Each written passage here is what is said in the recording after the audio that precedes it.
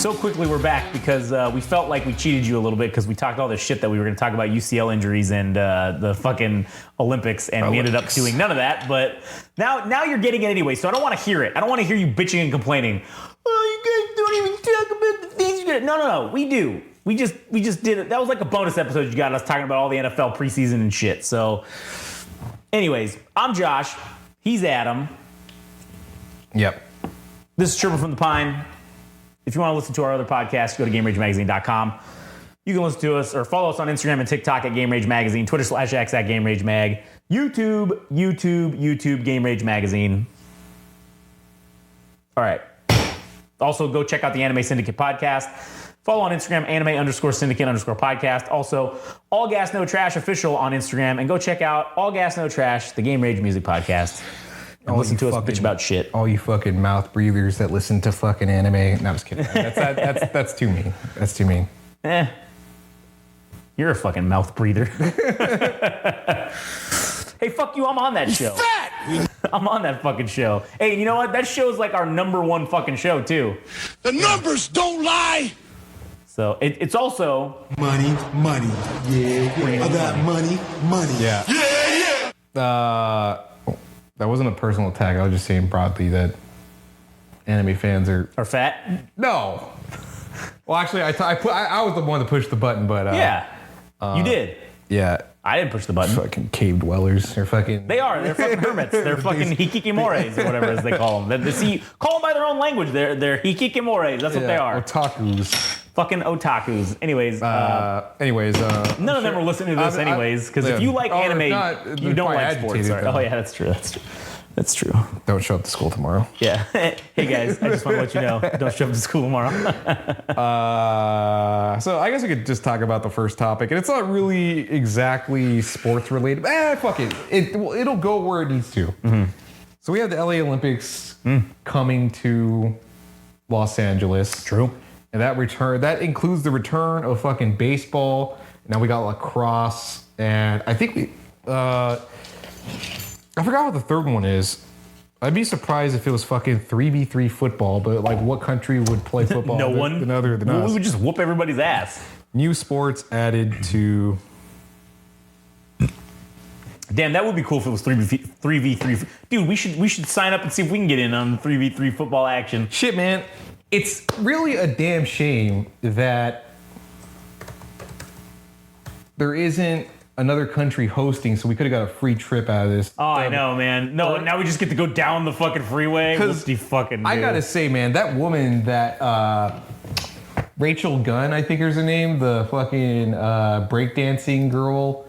Did you hear about the whole story with her? I mean, I heard some things, but...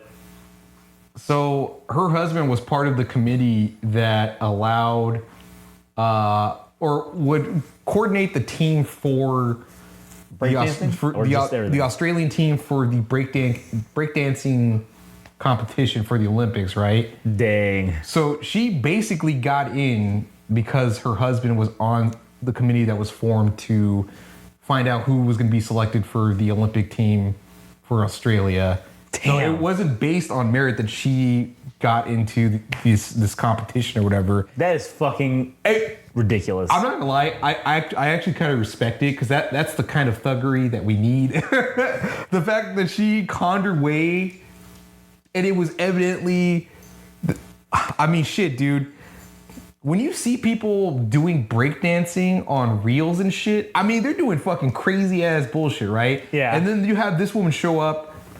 And yeah, she didn't get any type of score or whatever, but she got her way to a free trip, or she got a trip out of it to go to Paris to compete. Meanwhile, more athletic, more talented people got fucking gypped. I respect it, dude. Like, that kind of bullshit is admirable. I will say this. It is admirable for the subhuman countries that are not the United States of America. Okay? I will have none of that horse shit because we win all the medals. We need all the medals, okay? So every motherfucker that goes needs to be ready to fucking go. None of this horse shit. Oh, my husband's on the thing. This shit would never fly here in America. No, because we actually play to win. You would be executed immediately if that happened in America. Also, I will say this. The 2028 games will feature the debut of Flag football. That's what it was. football and squash as optional sports, it says. But what the fuck does that mean? Oh, if it works, if it happens to work out, or what the fuck? Let me see. What does optional mean? USA Olympic flag football. Let's see if we can get on it. I swear to God, you know who's going to kick our ass? New Zealand. Probably. They're crazy. Because they basically play that game with rugby. Yeah. So they're just going to run the ball and steamroll people. Like, who's going to be able to grab their fucking flags? 2024 men's and women's flag football national teams. Oh, let's see who the fuck is on this shit. Let's see. Name, position, and residence. Holy shit, man. Imagine we see has-been fucking football players try to... Nico Caceres is a quarterback. Daryl Doucette, quarterback. Let's see. I'm just looking for quarterbacks. I'm just looking to see if I see any names. Oh, Jamie Kennedy from fucking the Jamie Kennedy Experiment. He's a defensive back / wide receiver. Man, that's pretty sweet. Oh man, if you wanted any fucking chance at any type of glory, this is your opportunity. Is it 3v3 or what is it? I don't know what it is. I think it's just regular. I think it's 5-on-5. Oh, it's 5-on-5. Okay. All right, wait. Let me see this. It is. What if we just send our best? What if we send Tyreek Hill as our? We just get our best everything and just send him and we just annihilate everybody, dude. Dude, I didn't even know flag football was a thing. It says the nation's 120 best flag football players, 60 men and 60 women, descended upon the U.S. Performance Center in Charlotte, North Carolina for testing and field work. You know what's kind of horseshit? Is I feel like the Olympics are supposed to be for amateur, meaning like you don't play professionally. That is true. Like the fact that LeBron, like Steph Curry, and all these guys that end up playing for the national basketball team represent us when it's supposed to be like amateur athletes. It's kind of fucking hilarious. That's true. That is true. I wonder if we can get on the. Flag football fucking team. That's what I was saying, man. We need to claim residency at some other country and just so we can get have in it for the next 4 or 5 years. And then, like for Botswana, we just start like our own baseball team. Oh man, that'd be sweet. We can do that. We can fucking make that happen. We just end up in another country. Just go find automatic bid to the Olympics. Yeah, like we just find all the kids who are good at baseball, and we just be like, all right, listen, this is what we're gonna do. All right, we're going to the Olympics. Free trip. You motherfuckers. But it has to be somewhere else because in LA it doesn't mean anything because we're basically over here. Yeah, that's why 2032 we will figure out where that's gonna be and we'll go.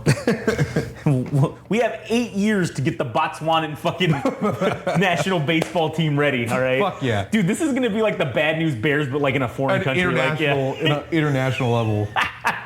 Oh shit, man! Maybe we should hit those guys in Bhutan who, the guys that were playing at the Buddhist temple. They were playing like baseball. Oh yeah, that's true. Super badass photos. It's like, man, they already kind of got the ball rolling. Mainly just playing for recreational purposes. But yeah. If there was a team that we could just co-opt and take over so we can go to the Olympics, we'll just do that. Yeah. Actually, I want to see who was in dead last place for the fucking Olympics this year. Let's see who won the least medals. Zambia. All right, so we need to go to Zambia. That's where we got to go. All right, we got to pick. Well, fuck, we're going to have to wait until the LA one and see who's in last place. Yeah. But maybe we should just start there now. They got 1 silver medal. We got to hit them up and be like, hey, we want to get a baseball team going. They got a bronze medal in athletics. What the fuck is athletics? Is that? It's like track and field, I think. Why don't you just call it track and field then? Why you gotta call it athletics? That sounds fucking confusing. It sounds too broad. Go click one of the other countries. Oh, athletics. So it's track and field. The men's 400 meter. All right. So this guy, we're gonna have him. He's gonna be our second baseman, Muzala Samukonga. All right, because he's fast. He's gonna be our leadoff hitter. That's the first guy we're getting picked on the fucking Botswana or the Zambian baseball team. All right. I got something. I got something worth mentioning. All right. For track and field. Okay.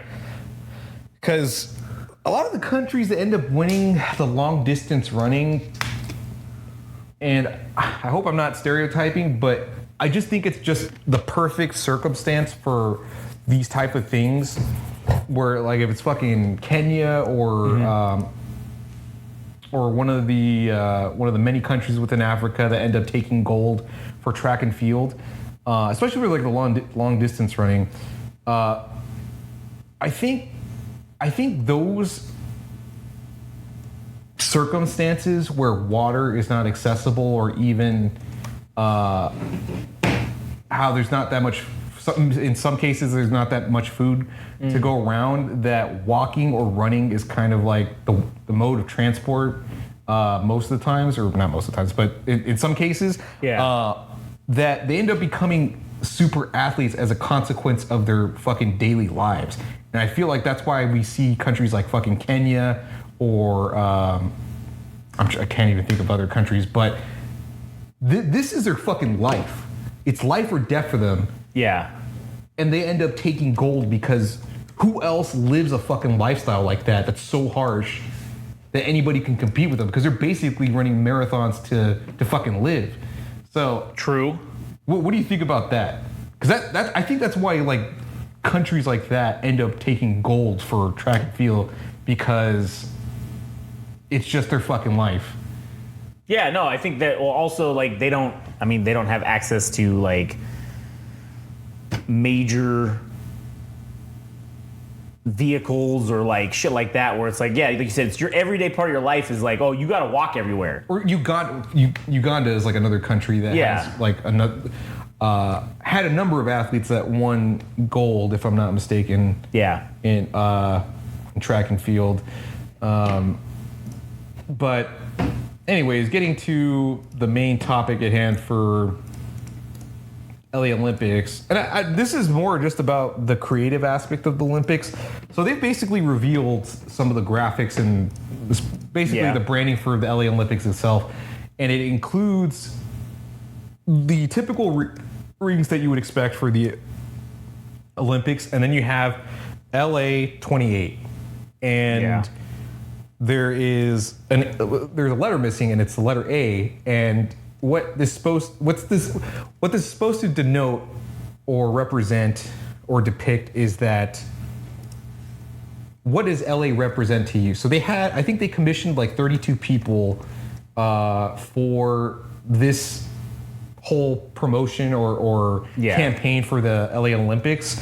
I'm like, man, that's fucking badass. Like, that's actually kind of cool, because what I think this in turn will mean for other people, especially as the date gets closer, is I think a lot of people that are hungry, that are graphic designers, are going to take this template, like this LA Olympics template, the LA and then 28, and then come up with their own creative design for LA itself. So I think it's actually what it ends up doing is creating a bunch of content that people are going to make videos of what their approach was to make their own design. True. And it's just going to promote the LA Olympics itself indirectly by people just creating this fucking thing. And I don't know, I was just really fascinated by it, because I don't think that's ever been done with other Olympics prior to I think it's all, very, like, I don't know if we call it prim and proper or whatever, where like it's all we'll only take the best artist submissions and blah blah blah. But like that is fucking cool, man. Like the way that they did that. Mm-hmm. And the logo looks fucking cool, and like I'm just, who knows what the fuck is gonna be, when we get there. Mm-hmm. All I know is that traffic is gonna be fucked. So that's Yeah, we'll see what happens with. I think it's just gonna be fucking Carmageddon. What is it, like 10,000? 10,000 to the nth degree. It's gonna be fucking wild. But getting back to like the subject of graphic design, man.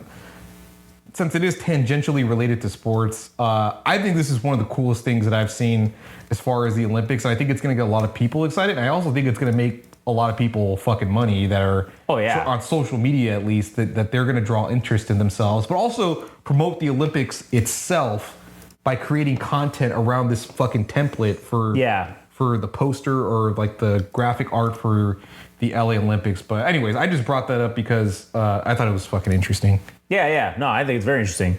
And I can't wait to pirate it. I mean, what? Shit, maybe we'll make our own fucking logo, the Game Rage version. The Game Rage version, yeah. Oh, that'd be fucking hilarious. And now on to the main course, I suppose, or the secondary course, which is, well, I guess it might be the main course. A course nonetheless. Hell, maybe it's the intercourse. Oh, got him. Got him. I want to have sex with your wife. Oh, god damn it. Yeah, that's Perk angle. You talk about fucking, and he just has to show up and fucking rear his ugly bald head. Yeah, we have fucking maximum security, and he still finds his way to finagle weasel his way into the building. So Son of a bitch. Have to fucking get him escorted out for the umpteenth time. So about baseball itself, man, I'm starting to fucking lose my mind with this bullshit with the UCL Tears. Yeah. I don't know what's provoking it. I don't know if it's guys throwing 105 miles an hour, because that's cool and everything, but if it's getting to the point where people are restraining their arms, I don't know. And also this pitch clock thing, I don't know if that's also a contributing factor for guys tearing their UCL. Yeah, it could be. Because I don't know, what is it, like 24 seconds or? I think it's 28. I don't know. 28 seconds. Oh, fuck. I don't even know what it is, but. Watch, we're both wrong. It's like 2 minutes now. No, it's not. Let me see, not pitch clock. But pitch clock.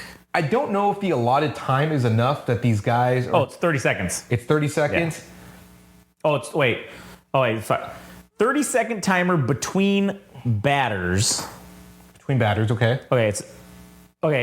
It's 30 seconds between batters, and then we got 15 seconds with the bases empty. Between pitches, okay? Between pitches, it's 15 seconds. Okay. With nobody on, and it's 20 seconds with runners on. Now they reduced it to 18 seconds with runners on this year in 2024. So you have 15 seconds in between pitches when no one's on, and then when you have somebody on, it's 18 seconds. Well, in either case, man, 18 seconds is not a fucking lot of time. Well, because then you got to, because like if you're standing there, right? It's from the second the pitch hits the catcher's gloves when they start the clock. Yeah. So now the catcher has to throw the ball back to me. Okay. I catch it.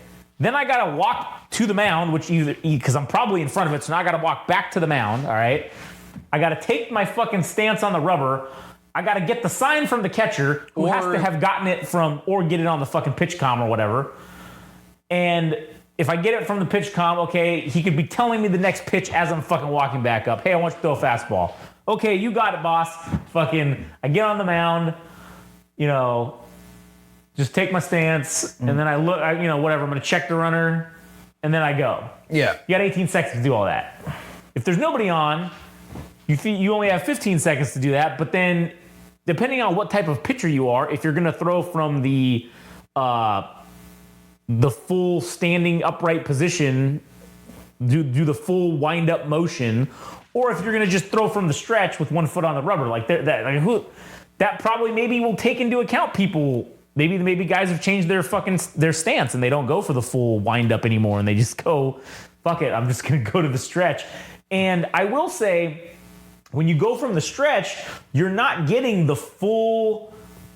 I feel like you're losing a little bit when you go from the stretch. It's not, I don't think you can I think if you go from the full windup, you're getting to get a little bit more motion and a little bit more momentum to help your arm throw the ball. Because you also got to remember too, I think what you're saying is there's validity to it, and I think there needs to be studies done. Yeah, I think by people more competent than us for sure. Yeah, I mean But my theory is, I think that there has been a change or a shift in mechanics from the old days, and I think that the emphasis, because it's always been your legs, man. The pitchers in the 80s, the 90s, even like these dudes had just tree trunk fucking legs. And if you look at a lot of pitchers now, they're skinny, they have thin legs, like they're not, like the power's not coming from your legs anymore, or it's there's not enough power to draw from. So if you're having to crank your arm and get your arm in motion to start doing shit, I think that's maybe why you're seeing, we could be seeing more of these injuries now as a result of people skipping leg day and general just weakness. So I think that's really what the problem is just people not throwing mechanically the same as they used to. I don't fucking know what it is, because it makes me wonder if the pitch clock is even the thing too, that there's not even a resting point between, like, you have 15 seconds, so it's like, all right, you get You throw the pitch, you get it to the catcher, and then immediately the clock starts ticking for getting the next pitch in motion. And if there's no rest period between pitches themselves, does that contribute to muscle aches or even muscle tears, or because there's no in between? Because like in tennis or even baseball prior to these pitch clocks, and they're the whole reason why this whole fucking thing started is because there were pitchers that just fucking lollygagged around the fucking pitching mound, or they took too long to find out what pitch they're gonna throw. And it's reduced the game time significantly, but as an expense to putting in these or instituting these new rules in this pitch clock, is there no rest period enough for that players are getting themselves injured or whatever? I don't know if it's. I still think that it could be something with mechanics and the way people are being taught to throw, and also the lack of leg power. I think it's and I think that this was a problem before, but the pitch clock has now just exacerbated the problem.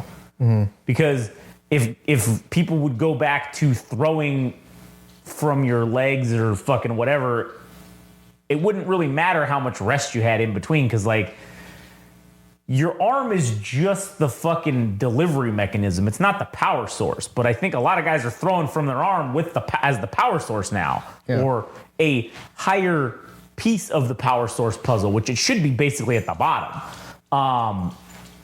I mean, and then you got guys that threw 100-mile-an-hour pitches back in the day that didn't have UCL surgeries. So, now you got guys. Ryan. Huh? Nolan Ryan. Yeah, Nolan Ryan didn't have any fucking Tommy John surgery. So who knows? I'm sure there is a correlation somehow between the pitch clock, because I mean it seems to be, since the pitch clock has been implemented, happening more frequently. But that's the thing, is that could also be what's the word?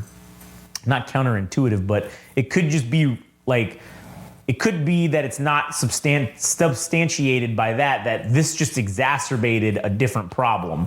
That it couldn't be the root cause. Like the pitch clock maybe isn't the root cause of the problem, but it doesn't. But it exacerbated whatever the problem is. Yeah. So as it sits currently, the Dodgers have at least 10 plus pitchers, if I'm not mistaken, that have all resulted in UCL tears. Dustin May, somebody over the weekend, one of the rookie pitchers, River Ryan, fucking tore his UCL. And I'm like, shit, man, now it's making me wonder if the coaching staff aren't doing what they need to protect their pitchers from getting injured and shit, or if it's something else, if they're asking too much of these players. But I'm like, no, these guys are getting 5. The pitching rotation has been like 6 or 7 dudes in the rotation. So it's not like these guys aren't getting the rest, because most rotations are like somewhere around 5. Yeah, they're basically going 5 innings. 5 to 6 innings. I'm talking about 5 days of rest. Yeah, like they have 5 days before they get to the next start. And you're throwing 5 or 6 innings, maybe minimally. So it's kind of like, all right, is it the rest? Is it the maybe people are just weak? I don't know. Like, I don't fucking know, man. But you know what also makes you fucking wonder? This is like a topic to transition away from this UCL shit. But we already kind of talked about it with the guys not going deep. Yeah. I'm starting to think that it and maybe it's just times are changing, and it's, I hate to say this because I'm not even an athlete anymore, but it's like, are we getting fucking soft with like pitchers, dude? Yeah, man. Because the slightest inconvenience as well, like Tyler Glasnow has gone back on the IL for like the second stint. And I'm not even sure if I actually believe him actually having tendonitis. He's just not being a bitch. Other than because he's hit his pitched innings max, like his total innings pitched within a season. Mm-hmm. He's basically reached it. So I feel like they're protecting him by putting him on phantom IL stints. Jesus. Or at least that's what my belief is. Because the last time he was on an IL stint was he had back tightness, which feels like a general illness, or and no one can prove or disprove that. Nobody can prove or disapprove that. So and I know this isn't exclusive to the Dodgers, but I'm starting to wonder if this is just the new standard for pitching where we only see guys go 5 innings deep, and then you have something of like a long relief guy, or maybe we even have double the amount of starters and guys get paid less, they get scaled back because they're not going as fucking deep, and you basically have 2 starting pitchers in the game itself, one that goes 4 innings, and you have another guy that goes another 3 or 4 innings. So you have like a secondary starter in a fucking game. Like, that's what it feels like now. Yeah. That's what it is, because that's probably what it's going to change to. That seems like the natural evolution of this whole thing. I also think that a contributing factor to some of the softness, and this is probably going to be a hot take, but I don't give a fuck because this is how I feel.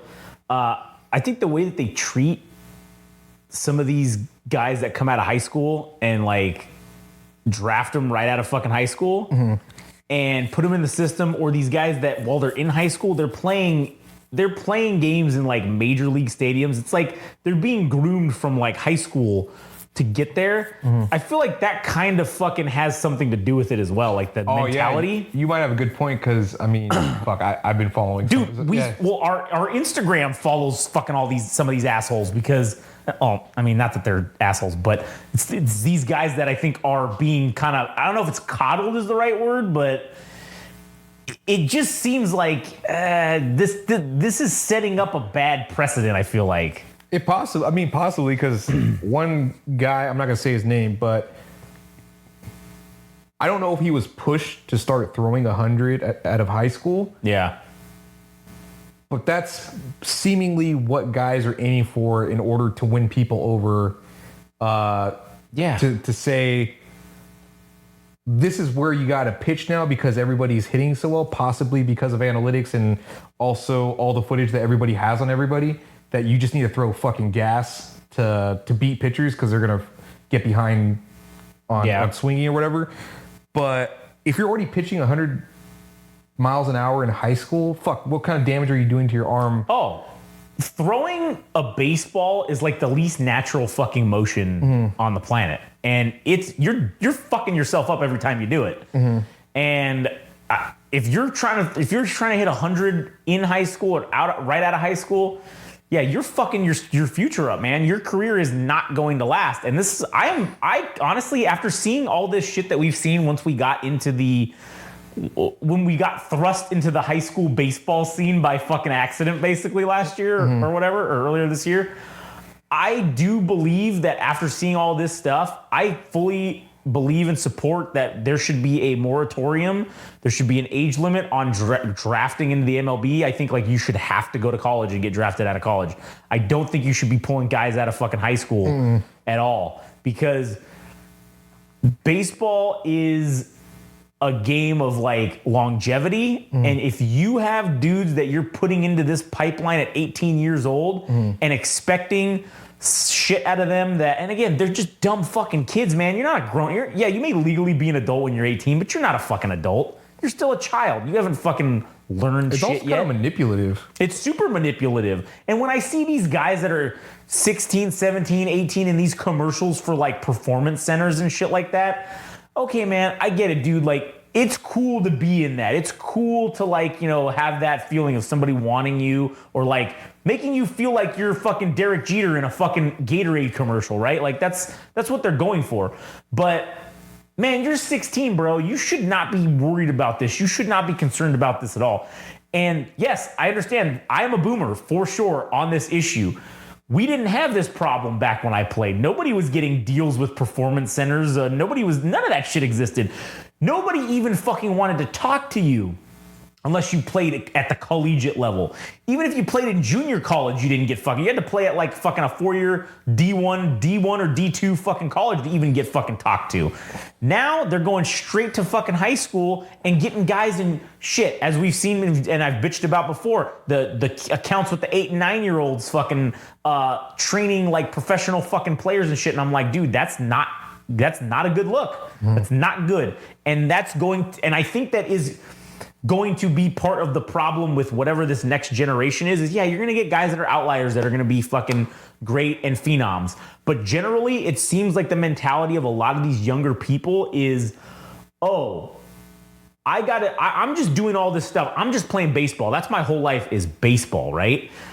And when you got a guy who's just done baseball for fucking the last 10 years of his life, from 10 to 20, and now when he's 21 and he's making it finally to the show, and he gets hurt or he faces some kind of adversity, he doesn't have any bad experiences to draw off from that.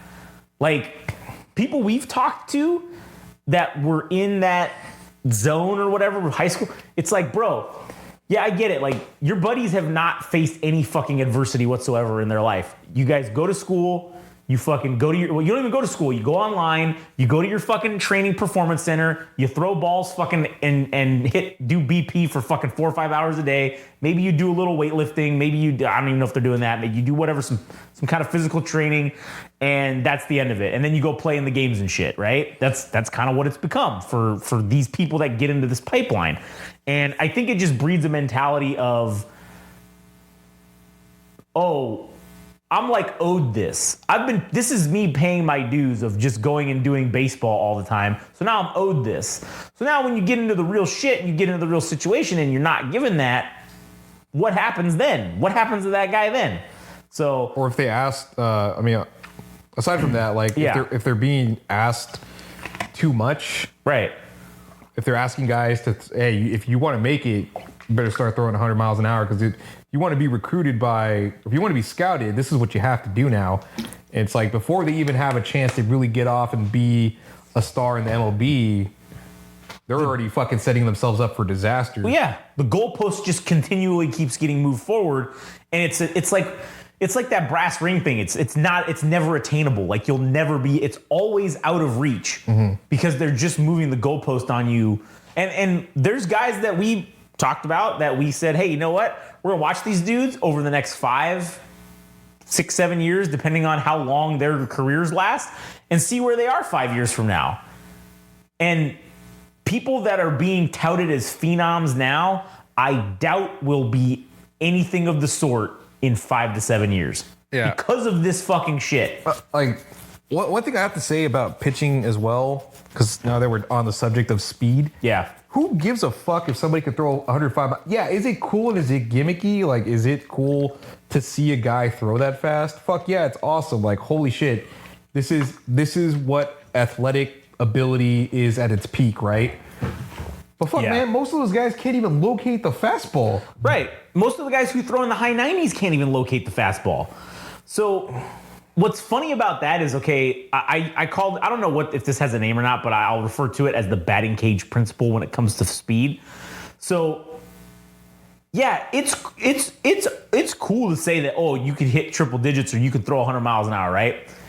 But just like at the batting cages, you can get up to hitting. It's very easy to catch to 100 miles an hour and be able to fucking hit that shit. It's all it is timing, essentially.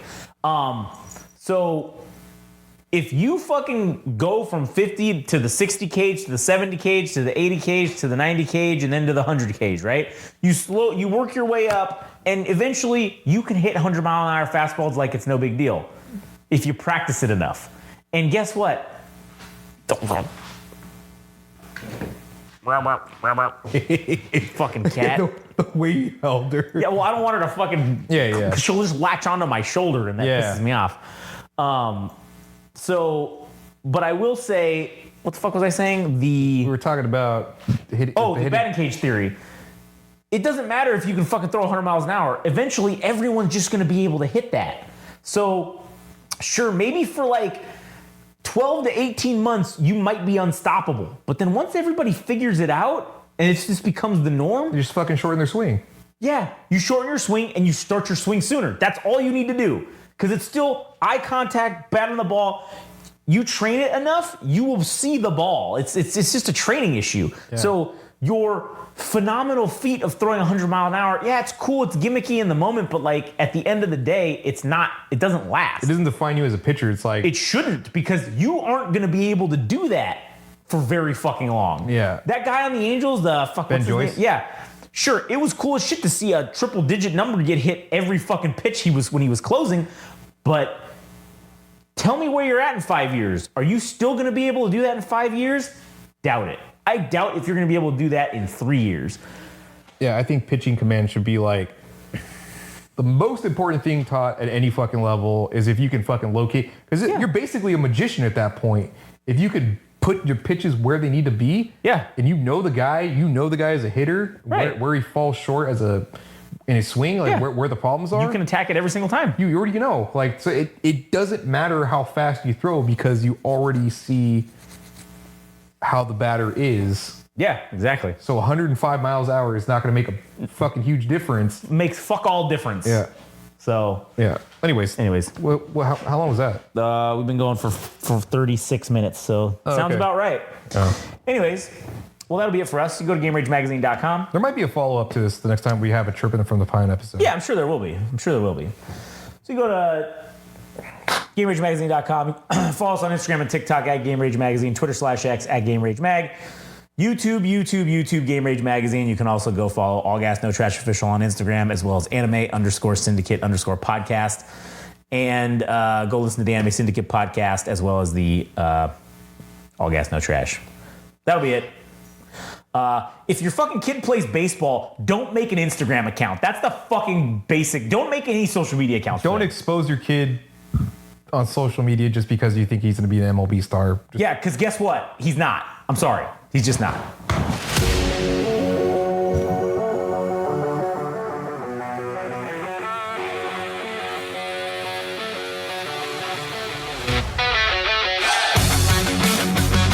That was Chirpin' from the Pine, the Game Rage Sports Podcast.